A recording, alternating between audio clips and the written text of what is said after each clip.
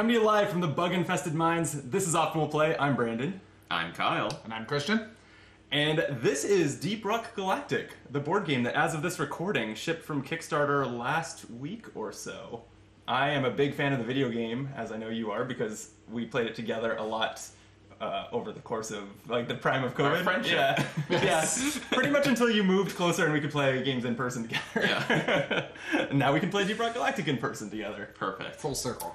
And Christian, you've played it once-ish? Yeah, like once-ish. Yeah. But, So you you're know, an expert. I like dwarves. Okay. I like rocks. The galaxy, I'm iffy on. But what about stones? Stones are great. Stones Okay, are awesome. good. Also, I'm surprised you didn't say from Hoxie's, because that's the planet.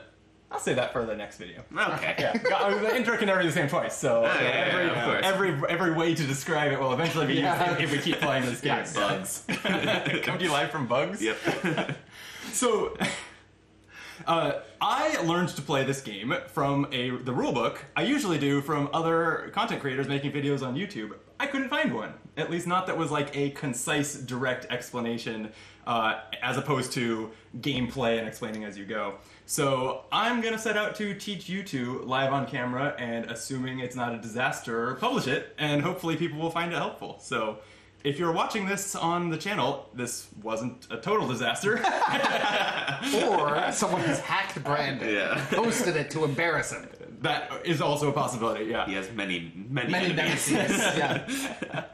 And so yeah, let me know in the comments what you think of it, if you would like seeing more standalone how to play videos. I'm not planning, I don't think that I can compare with some of the content creators who are doing great scripted, edited videos. If we're going to do how to plays, it's going to be this. It's going to be casually teaching each other at this table. So if you like it, first hit the like button and then post a comment saying, I like it. And then maybe we'll make more of them. I'm gonna do it. I like it. Period. Okay, so this is Deep Rock Galactic. We are dwarves that have been, we're the employees of a mining company that to a, at least in the video game, to a kind of comical degree cares about profits over our well-being. Sure. So it sends us down into these alien bug-infested mines. They'll only send us more supplies if we've got enough minerals to send up first. Yep. And we complete. Our goal is going to be to make our way through the mines, complete an objective, which is usually going to be to gather minerals, could be to defeat bugs, and then get back to the drop pod and get out to safety. We win if we accomplish that, whatever the mission, the scenario's objective is, and get back to the drop pod. We also win what they consider a modest victory if at least one of you makes it back to the drop pod and the rest are unconscious. Okay. We lose if, down here at the bottom of the board, we have and actually this should be here for the difficulty level we're playing. This is the swarm track. If this cube gets to the end of the track, I'll talk about the swarms in a second, but if it gets to the end of the track and tries to move again and can't, then we lose. We're overwhelmed. Exactly.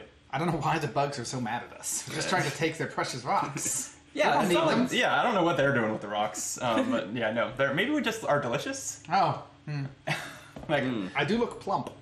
I am plump. I think we're all pretty plump.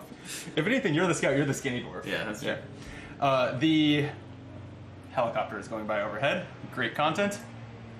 The other way we lose is, so we can get knocked unconscious, and it's a very, this is based on a video game that is a very classic, like, multiplayer. When your teammates goes down, you just walk over to them and hit a button and pull them back up. So we can do that here, but if we're ever all knocked out simultaneously, we lose. Sure.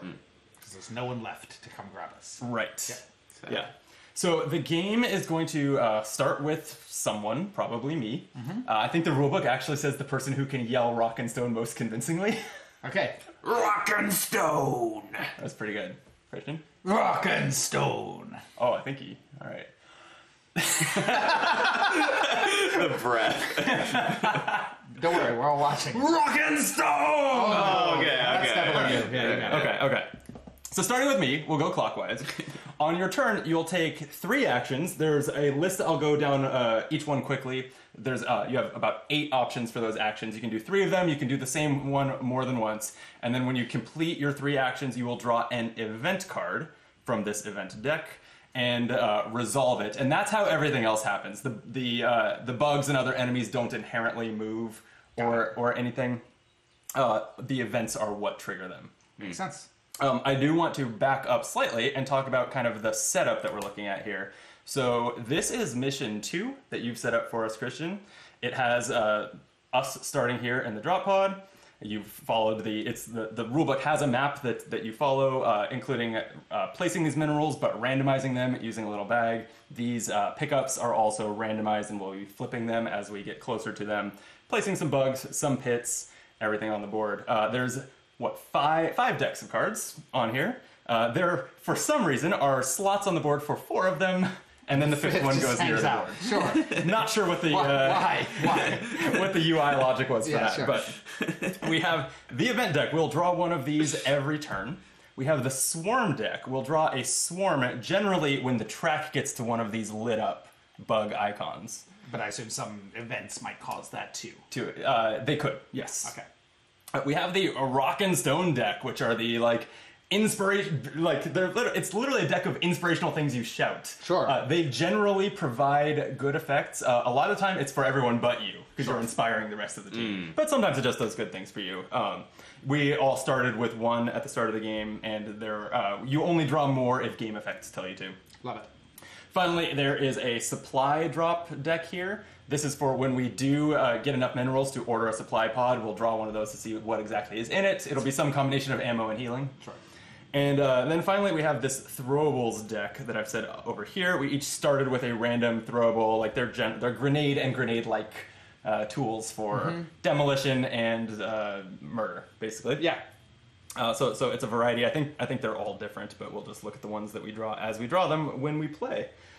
The track down here starts depending on your difficulty level, or and this is the same as the video game also. It's called hazard level. Sure. You can set it up for 1 through 5. I see. 1 it would start here. We're going to go ahead and play on level 2. It's here. And then this says 3 through 5 because at 4 and 5, instead of the track starting higher, there are additional rules that are layered on that make the bugs do more damage, that kind of thing. If you want to jump straight into a higher difficulty, look at the rulebook for those. I'm not going to go over them here. So the dwarf boards I have one to hold in front of the camera. Right here, this is the one that we're not playing. Oh, thank you, Christian. That is the gunner. That is the one that when we do start to play, which will be on another video, none of us will be playing as the gunner, but this gets populated with a handful of things. Down here, next to your primary weapon, you fill this track with primary ammo. So you'll start with 5 ammo. You'll spend them as you fire your weapon. These slots right here are for upgrading your weapon. I have only played mission 1 of this, which didn't deal with that. So we'll find out. Yeah, we'll see when we get to it. But that's what these slots are for. Down here, if this was a board that was fully set up, it would have these red cubes on the health track here, all the way across. That's your 5 health. All the dwarves will just start with 5 health. Over here, you got to select a secondary weapon and place it. Is there a name for? I guess there's not a name for the front side of the card. The back side is when you've overclocked it. Yeah. And then you start with 3 secondary ammo here. Which he needs on his board. Oh, which Kyle needs. Yeah, here you go. Thanks. Fill in that track. I will. Finally, there will be cards on the left and right. Left is where you draw a random throwable and place it, and on the right is where you draw a random rock and stone card and place it. And so, as you can see on the table, we've all done that with our own boards. We're ready. I think that is the gist of setup. Again, let me, I'll reiterate, look at the mission book. That has most of the setup instructions, including the map, which enemies might appear, which minerals are there, all of that. So, we take 3 actions per... Oh, did you have a question? Oh, I was going to ask what actions we get to take. Oh, let me tell you. Oh, thank you. An action that you can take and might choose to at some point is to move. Yeah. Can you elaborate on that? I would love to. It's a hex-based game. You can move 2 adjacent hexes, meaning they share a line. Am I elaborating too much? No, please keep going. 1 move action lets you move up to 3 spaces. Okay. And you can move through, but not end on other dwarves, but cannot move through much else. You cannot move through these pits. These, if I had the game, the version of the game with all plastic miniatures, then they would be 3D, but these stalagmites you cannot move through. These areas here are walls. They're basically filled in with dirt. We can mine them with our pickaxes to make them into tunnels, which we'll get to in a second, but for now, you can't move through them. And you cannot move through enemies. Sure. While you're moving, if you pass next to one of these pickups, which is usually some combination of kind of nice to have things and mission objectives that might be on those, when you stand adjacent to them, you flip them over so you see what they are. If these pickups don't have a pickaxe symbol on them, then you simply move onto them to grab them. And then they will just, this is an alien fossil, for example, which is one of the objectives for the mission that we've set up here is to collect four of them? Four of them. It just goes up here into this space, which is kind of the team's collective inventory. So all you have to do is pick that up. If you flip one over, I don't have an example of it here, and there's a pickaxe icon on it, then you cannot simply pick it up. You need to use the pickaxe action while adjacent to it, because it is something that either it might be a harmless creature that to get the benefits of it you have to murder it with your pickaxe, or it might be an item or something that you need to dig up a little bit. So that's what those represent. Cute. Yeah, I think that covers moving. Any questions on moving? Makes sense. Okay. And speaking of moving, I guess once we've all moved off of the drop pod, it departs. It retracts. And we just flip this over, and ground will be there. Sure. Once we complete the objective, whatever it is for the mission, it flips over again. And we'll pick and then we need to get back into it to escape. We do not have to get onto our own icons. We just have to be in it somewhere. Makes sense. All right. You can also attack. There's going to be bugs. They're going to be attacking us, so we should probably do some attacking back at them. When you attack as an action, you choose one of your weapons. You have a primary weapon and you have a secondary weapon. And you choose a target space. You'll generally want to target a space with a bug on it. But some of them have splash damage or whatever. So, yes. Yeah. Actually, all of them have splash damage. Okay. I'll explain that henceforth. Yeah. So, if, for example, you attack with... I'll just pull up the gunner again. The gunner's minigun here has 3 green dice on it. So, if you attack, you will choose a target space. You'll roll those dice. I'm going to fudge that roll so that I have some more hits on it. Maybe it would look like that. Then you must assign one of those dice to the hex that you targeted. These grunts have 1 hit point. Sure. So that would be enough to kill it. But then whether or not you killed it with that die, you can assign your other dice to any adjacent space. So if there's a cluster of grunts here, I could kill all 3 of them with 1 action. Gotcha. It has to be adjacent to... Actually, it could be... So the second die would have to be assigned adjacent, but then the third die could be adjacent to that. Yes, you can chain it. Got it. Everything, your initial target and the spaces that you might assign more dice to, have to be in line of sight and within your range. Got it. So the range is on the gun. Line of sight is pretty simple. You just need to be able to draw a line from anywhere on your hex to anywhere on the hex in question. Got it. And line of sight is blocked by stalagmites, it's blocked by other dwarves, and it's blocked by enemies except for grunts. These are small little bugs that are crawling. You can shoot right over them if you want to. Makes sense. And it's blocked by walls. These are fun. So 1 hit's enough to kill a grunt. That's it. Yes. And then for you have the reference. It's actually a cardboard reference sheet that lists all of the enemies, both how they act, how many hit points they have, all this kind of stuff. So this is where you would look to see that the web suiters, for example, this is their health. They have 2 health. They attack at a range of 5. They move 3. There's text explaining them. So everything you need to know about other enemies is on there. So attacking does use a handful of dice. Are you paying attention? Yes. Sorry. All right. Work things. I know. Working on a Sunday. What a work lucky day. guy. Work day. There are different dice that your guns might roll. Primarily, they matter because they represent different types of damage, and the bugs may have resistances to them. So some of them that might be resistant to basic bullets. Fire also doesn't do anything particularly special. But if they're resistant to bullets, maybe they're less resistant to fire. There are armor-piercing rounds, the blue dice. They actually don't do anything special either. It's just very, very few bugs are resistant to that. So if you're rolling that, you can almost be assured that you don't have to worry about resistances. And then there are the red explosive dice. And these are the ones that are a little bit different just because weapons that use explosive dice generally target an area, and the explosive dice apply their damage to all the spaces in that area that was targeted. Got it. So instead of assigning it to a hex, you apply it to all areas. You hit all Yeah. three. Yep. That makes sense.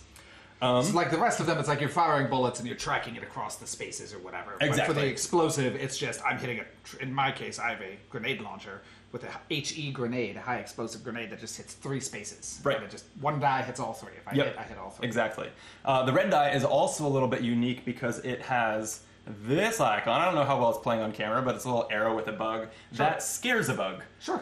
They skitter. If the bug is a mobile bug, I specify that because some of them are just like don't have legs and are like they're maybe I don't know whether this thing They're structural. is bug the word you would use for Yeah, this? I would call all of these things bugs, but that's because Yeah. I'm infesting their home and I don't respect them. I don't Fair consider enough. them Fair enough. sentient It's like creatures. somewhere between a bug and a living fungus or something. I don't know, but Yeah, I it call it stays a in bug. place. But if the bug can be moved, then this lets you move it 2 spaces away from the hex where that the explosive die targeted. Love it.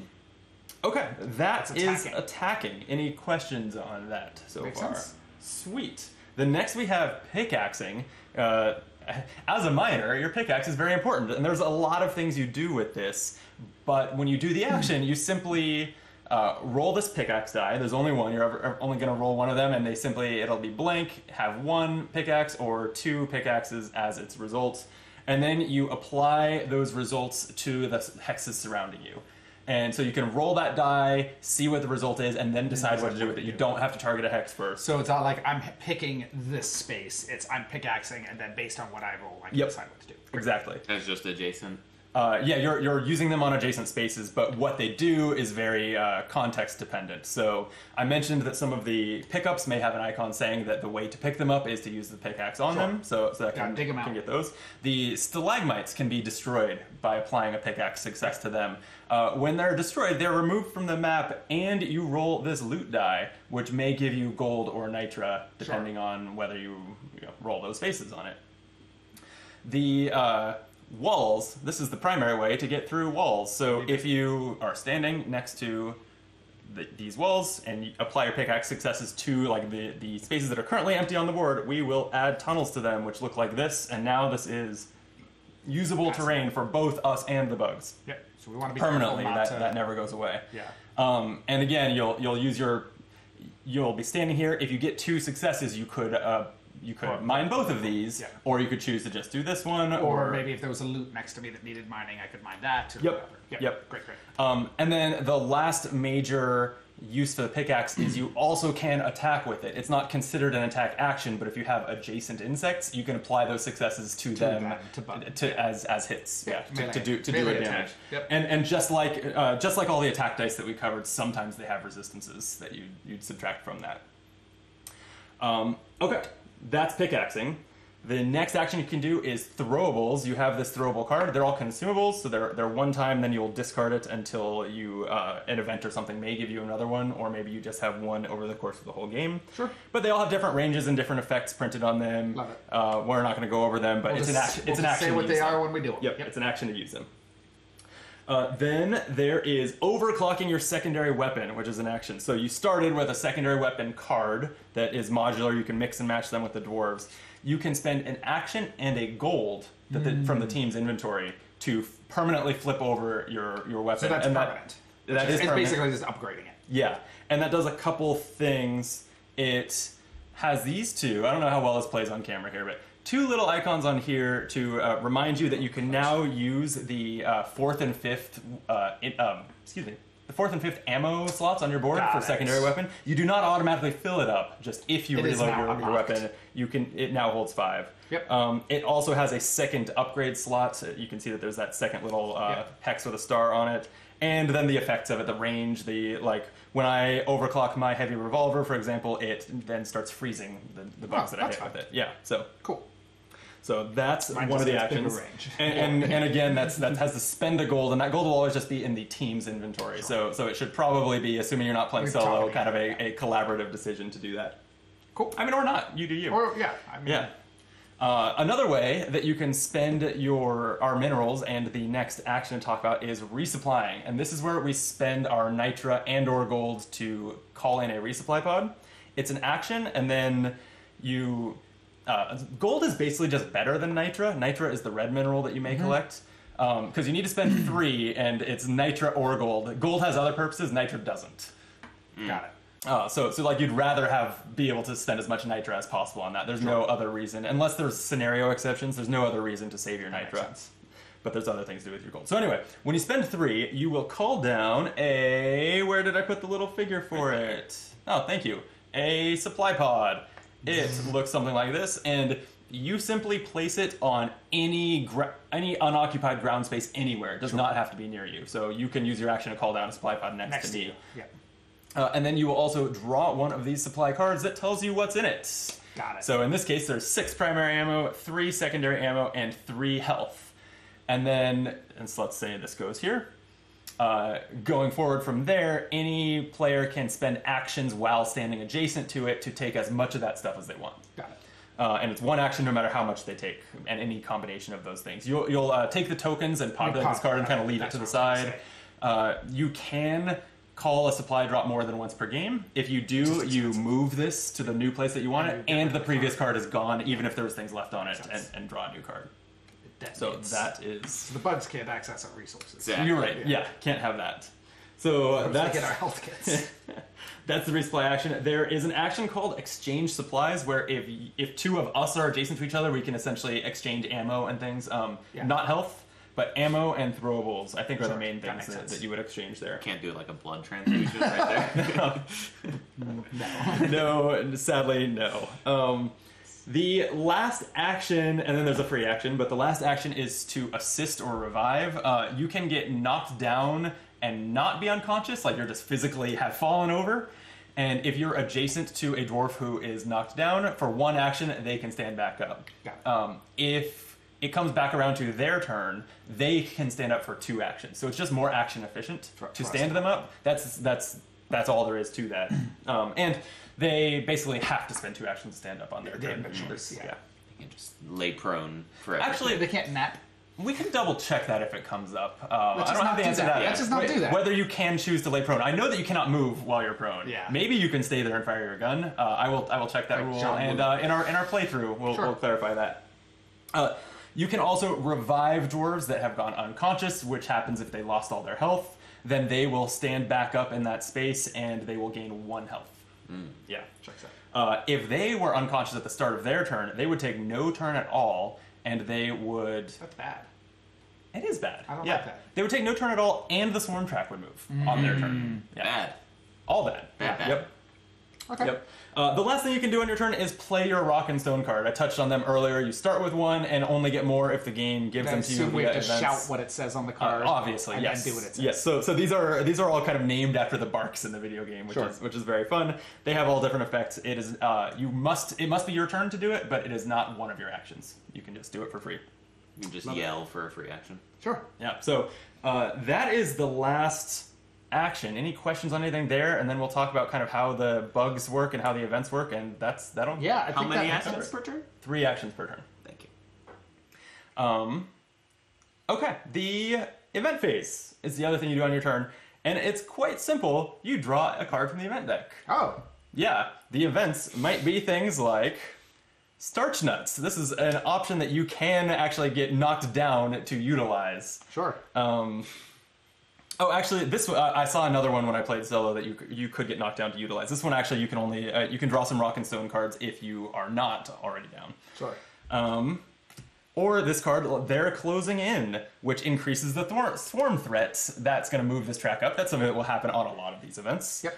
And this says if it did not trigger a swarm, activate all the creatures. Which is a great segue into activating creatures. Love it. Do it.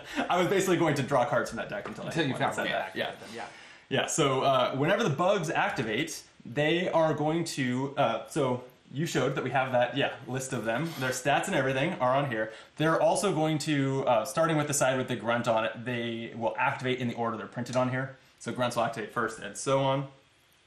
They each move or attack. They actually don't do both when they activate. So if they're a melee bug, like grunts are, and they're already standing next to you, they'll attack you. They will roll, I think grunts just roll one of these attack dice. They'll do damage to you on this teeth icon. There's an exclamation point icon on here that just does the special abilities of bugs sometimes. And I don't for the think grunts grunts have one. specifically, only on Hazard 5 does that do anything. Yes, if you're playing on the highest difficulty, they also hit on exclamation points. Yeah. But so that's the gist of how the bugs attack. If they roll black dice, they may have other special abilities printed on that list. Yeah. But they only move or attack. So if they can't attack you, they will move. Their speed is listed on there. With it's like M and then a number. Yep. They'll move toward the closest dwarf. If they have, if there are multiple close dwarves, they move towards the person who took their turn most recently. Got it. If there's still ambiguity, there's eventually a point where you can make the decision, but there's kind of there's generally you won't. Yeah. Yeah, makes sense. If bugs have ranged attacks, then they will attack if they are within range of you at So their the grunts, activation. they are range 1. So. Yeah, so they're basically melee. But some of them, like the mushroomy spitball infectors, they have a range.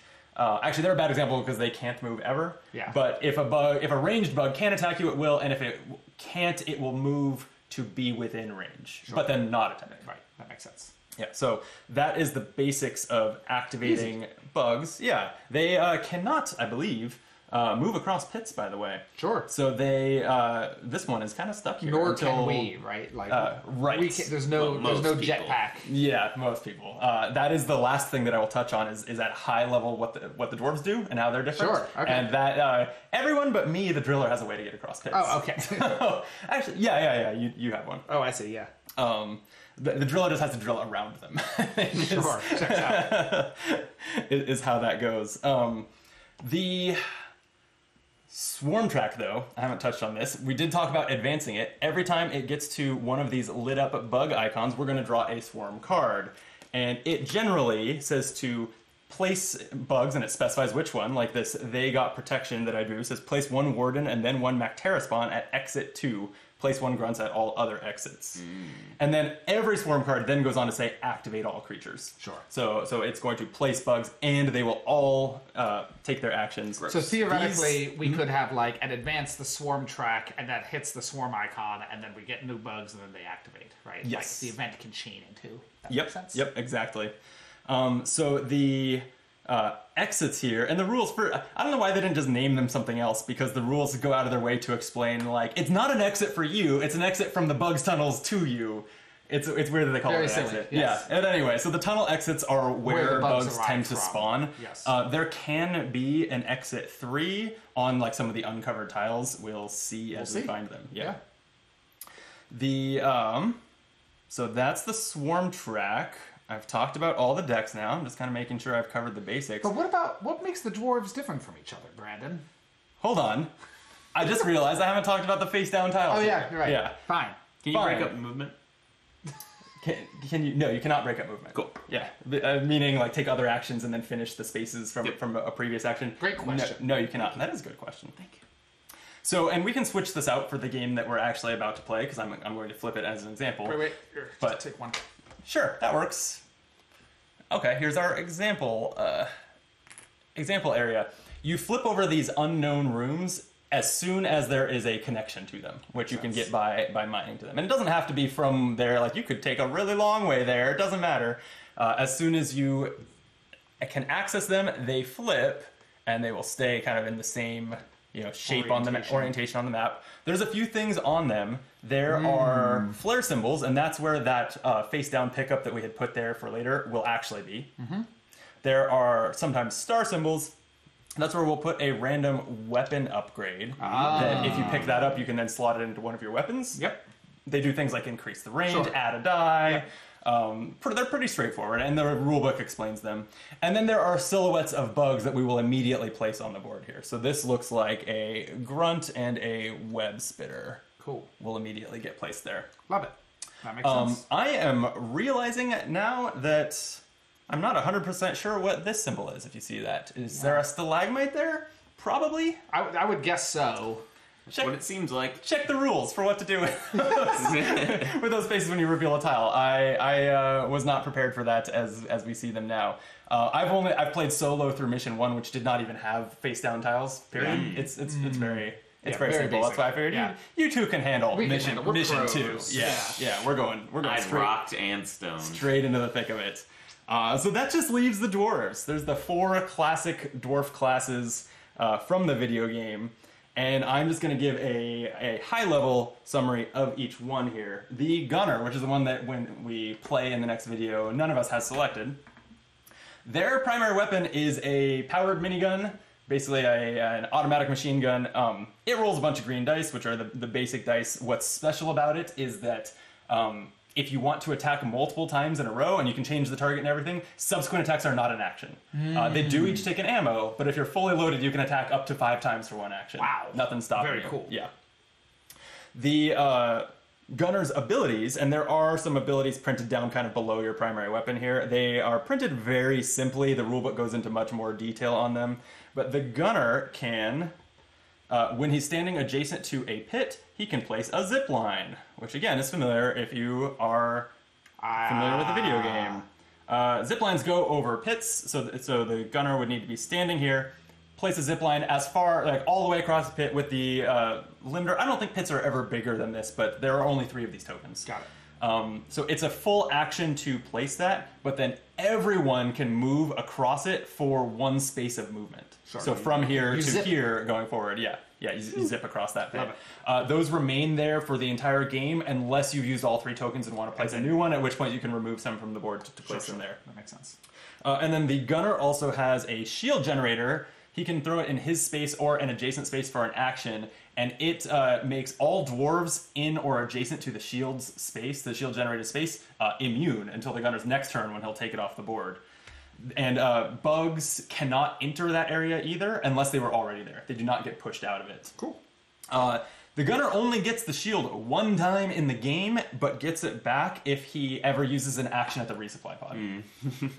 Makes sense. Yep. The driller.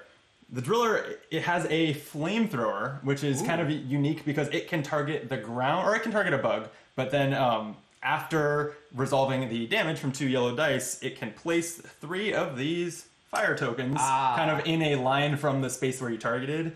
And this, it actually, you have to place it on empty spaces, and it blocks movement in line of sight. So it's actually more like a temporary wall than a damaging tool. Although if a bug tries to spawn on top of it, they take a damage and the fire goes away. That's fine. Similar to the shield generator, the fire lasts until the driller's next turn and goes away. The driller's other ability is that they can drill. Yeah. So when you're moving as the driller, you can just move into a wall, and it's as if you stopped, rolled a pickaxe, and mined it. You can also destroy stalagmites that way, but you do not get the potential of loot from them if you destroy them that way. You've pulverized them with your drills too much to get anything out of them. And so that's part of a move action. Like and this is not the driller mini, but just using it as an example, I can move like 1, 2, 3 spaces because I want to make it around this pit, and that third one must end my movement. So even if it was the second one, my movement would end, but I would successfully place a tunnel here. Got it. And end my move there. Cool. And then I could, if I wanted to, for my next action, move again and move 1 space, drill there, then automatically succeed at that. So that's kind of the driller's other big deal. You're just never pickaxing, most likely. Yeah, most likely not, unless if you want the stalagmite, and you want to make sure that you get something out of it. But generally speaking, you're going to be just buzzing through with your giant drill fists. Wow, speaking of why you might pickaxe, did I talk about how to get these minerals? I assume you pickaxe them. You do, yeah. So when you successfully pickaxe the wall spaces with minerals in them, you get the mineral. So one reason that you might use the pickaxe action as the driller is you're hoping to get 2 in 1 action, what you can't possibly do with its free drill. Sure. And you don't have to move into those spaces to get them. If you pickaxe them, you do still place a tunnel there where they were, but you just obtain them and you don't have to move into that space. Sense? Yeah, they fly into your face. Exactly. Slip them up it's not such that is what happens in the video game, right? When minerals have been like knocked down the walls or laying on the ground and you walk near them, they just go. Sure. Yeah. Exactly. The scout, which Kyle will be playing, has a grappling hook. Sure does. You can move over pits just freely as long as you don't end your turn on them or end your movement on them. You can also move over bugs and over stalagmites. Pretty much anything but walls. I don't think I can go through stalagmites. I'm pretty sure the rulebook says you can. This is that very simple thing. Wow. We can double check We'll that. double check but that. I Pretty read cool. that. Yeah. You also have these flare tokens that you can throw down on the ground for an action. Any bugs that are on or adjacent to them, we get a reroll against them. I believe is what that is. So Cool. so you Makes want it to easier throw to that hit. near a horde of bugs that like the gunner wants to attack, Sure. something like that. Yeah. Hmm. And isn't there one more thing? Yes. Light-footed. Light-footed. So at the end of your movements, you can take a free attack action or pickaxe? No. Or throwable. Yes. So at the end of your action, you can attack for free. Seems great. It is. I love Yeah. it. Your primary weapon, though, is a sniper that can go as far as ranged 8 and have 2 of these armor-piercing die rolls if you spend 2 actions to do it. You cannot do that for free after moving. Nice. Because it doesn't let you do the 2 actions as a freebie. Does it give me a discount on it? Does it give you a discount? No. Okay. No, it says in the Nice rulebook. try. It says in the rulebook that that can't be combined with light-footed. Nice Yeah, try. the regular attack on your sniper does work. pretty good. But yeah. And then Christian, you'll be playing the engineer. The engineer has a grenade launcher as their primary weapon, which does explosive damage potentially to an area if you use that firing option. Yeah, I get to choose. Also, which way to use it. and I'm not sure I said this on throwables. This is true for throwables too. But you can fire that like over things that would block line of sight because you're lobbing a projectile that has an arc to it. So you that can makes fire sense. over stalagmites and over enemies and over dwarves, and that goes for our throwable cards also. Mm-hmm. And then you have a. Do you have it over there? Sentry gun. Yeah, so you can, as an action, place that sentry gun, and then for as long as it's there, anytime a bug is activated or spawns near it, it's going to roll 1 bullet die attacking it, just automatically. And it's got a range of 3. Which is It pretty does cool. does have a range of 3, which in this game is a pretty big range. Yeah. It also only has 1 hit point, so if bugs make it up to it and attack just it, gets splattered. it'll be destroyed. You can use an action to place it again. Excuse Takes me, one it's an ammo. action and an ammo. Yes. And then you can also, if it's already down but you want it to be somewhere else, you can spend an action and an ammo just again to replace place it. it somewhere else. And remind me, did you have one more I ability? do. for I today? can make platforms. I Yes. can play Fortnite. Yes, that is how the engineer crosses pits. I said everyone but the driller can. Engineer can use an action to anywhere within line of sight place up to 3 of these platforms, and they just cover pit spaces and are then walkable for both dwarves and bugs. And if all 6 are down and you want to place even more, you can remove them from the board as long as there was no one currently on them. Even bugs, you sadly cannot make the platforms disappear and plunge them into the pits. That's That doesn't work. But Bummer. yeah, I think That sounds like that covers it. Yeah. So I think we will call that an explanation. Brandon, I think I know how to play now. That was the goal. So Thank you. I'm happy to hear that. Again, if you liked this video, we'd love it if you would tell YouTube that by clicking the button. And we'll be back. If you're watching this the day it went up, I think that our gameplay video will be tomorrow. If you're watching this any other day, it's already up, and I'll probably put a link to it like roughly above my head. What? Yeah. Not a... Rock Somewhere and in this stove. zone. Yeah, somewhere along the top of the screen. That's where those go. Thank you, gents, for sitting through that explanation. I mean, I needed to learn how to I play the did need game. to learn so that was somehow. I guess so. Yeah. So. It's actually a little different. My style is usually with co-op games is more of a teach-as-you-go approach. Yeah, 'cause- but since I saw the need on YouTube for an actual explanation of how to You play know, this you're, game... you're a member of the board game community, and you Yeah. take that seriously. Yes, exactly. And we sometimes appreciate it. Sometimes. This is not one of those times. All I right. rarely appreciate it. All right. Thanks for watching. Come back and watch us play Mission 2 of Deep Rock Galactic on another video. Till then, be optimal.